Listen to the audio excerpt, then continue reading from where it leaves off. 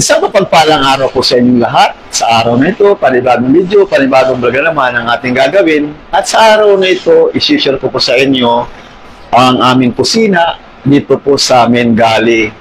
Ito po ay nasa lugar po tayo ng soup station. Nakikita nyo naman po, mayroong kaming soup kettle. Ito po ay malaki po to. Tingnan mo naman ang size niya kaysa sa size ko, di ba? Ganito ko po siya kalaki. So, nandito po yung mais, atin pong isasalin dito sa litso box. Alright? O sa box na ito, isasalin po natin. Ito po ay gagamitin o dadalhin doon po sa island. Alright, so ito po ang ating gamit. So, meron tayong, kikita nyo to, may paddle. Parang sagwan to. Diba? O sagwan. So, meron tayong ganito malaki na ano to, sandok. Malaki ganito sandok ko. Ano kalaki, mas malaki pa sa ulo ko yata eh. So, itong ating pot na to ay di kuryente po ito. Electricity, di electric. Saka, ano pang tawag dito, may tawag dito.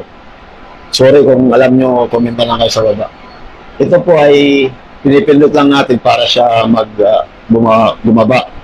At pipilitin din para gusto umakyat. Kung gusto nyo ng tubig, nandito rin po lahat. At saka on, power, nandito po lahat. So ngayon, bababa po natin siya. Pasensya na po kayo ha, hindi ako masyadong, hindi kaya ko sanay mag-vlog eh. Kaya, okay lang. So, pasensya ko na kayo. Alright, so ito po. Oh, sorry, bubuksan pala natin. Bubuksan pala natin siya. Wow, mali. Yan, bubuksan na natin. Oh, umusok oh. Tapos pipilitin na natin ang ano. Kasi hindi pwedeng ibaba natin ang cover ay nakaano pa. Mamaya masisira.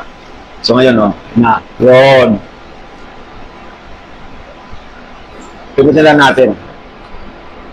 Okay. So yan na po. Kikita nyo na po. Yan. Usok-usok pa oh. So yun ang mais. Ayun. Nakita na yung mais. Ngayon, paanoin natin yung mais isa para bumaba. Sasagwarin natin. Alright. Sagwan natin ang mais. Sila na sagwan natin. Tapos, salokin na natin siya. Yun, salokin natin yung mais. Ayan o. Tabi tayo yung mais o. Salokin na natin siya. Okay. Dami. Kaya kung mayroon ka ito sa atin, gawa ka ng bulaluan, parisan, pwede ito. Kaso nga lang, lakas ng kuryente. Diba? Talo ka sa kuryente. No. Ang laki nito. Kasi rito ang isang pirasong kalabaw natin. Katayon eh. Kasi rito. Okay? So, yan po. Atin pong sinasalin yung mais. Okay. Yan.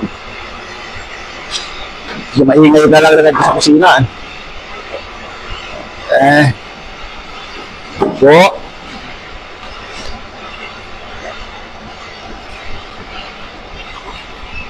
kita nyo? Alright. So, yan. Tapos lagyan natin siya ng gatas. Kasi nakababad sa gatas to eh. Pinakuluan pala to yung mais pala, pinakuluan pala to sa gatas. Siyempre, hindi lang gatas, may magkasama rin po din.